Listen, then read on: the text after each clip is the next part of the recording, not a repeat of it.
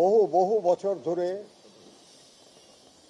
বিভিন্ন রাজনৈতিক দল গণতন্ত্র পুনঃপ্রতিষ্ঠার জন্য আমরা কখনো জোটবদ্ধভাবে কখনো যুগপৎ আন্দোলনে আমরা রত আছি এবং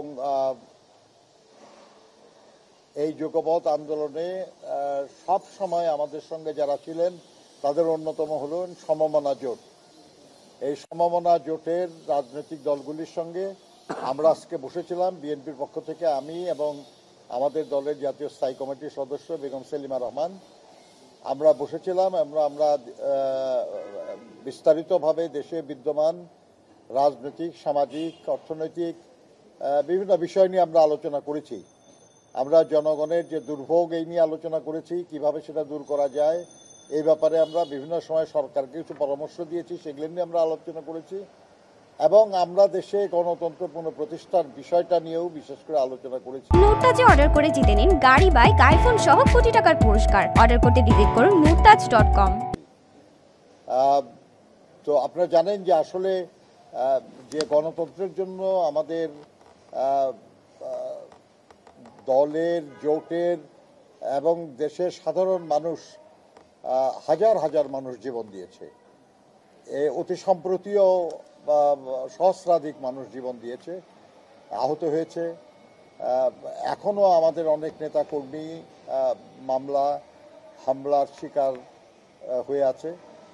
এরকম একটা সিচুয়েশনে যে আলোচনা আমরা করেছি, এই আলোচনার বিষয়ে আমাদের দলের পক্ষ থেকে বিভিন্ন সময় বক্তব্য দেওয়া হচ্ছে। পাশাপাশি আগে করতে চাই এটা বলেন নাই, আপনারা কনফিউজ করেন না প্লিজ।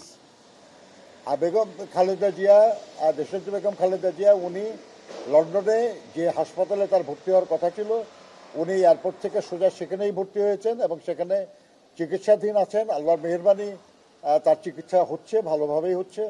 আমরা সবাই দেশবাসীর কাছে দোয়া চাই যেন আল্লাহ তাকে দ্রুত সুস্থ করে আমাদের মাঝে ফিরে নিয়ে আসেন। ধন্যবাদ।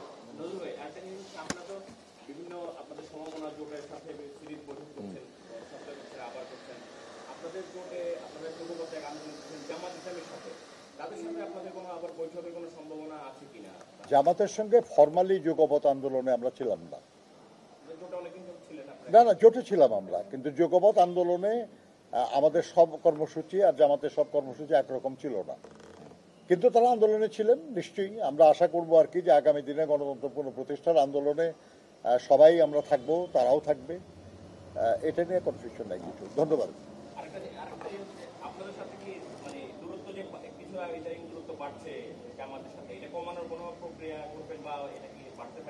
এটা কোনো এমন কোনো দূরত্বর কিছু নাই। তারাও গণতন্ত্র চায়, তারাও নির্বাচন চায়, তারাও মানুষের অধিকারের কথা বলে, আমরাও বলি।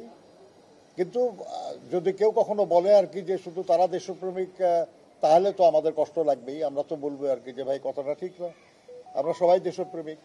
এখন আমি মুক্তিযুদ্ধ করেছি, তারপরে যদি বলা হয় যে আপনি যদি বলেন যে শুধু আপনি দেশপ্রেমিক আর আপনার আর এক বন্ধু দেশপ্রেমিক, তাহলে তো আমাকে বাদ দিলেন না আপনি। এটা তো কষ্ট লাগার কথা আর কি। আমরা আশা করবো যে এরকম কথা কেউ না বলুক। ধন্যবাদ।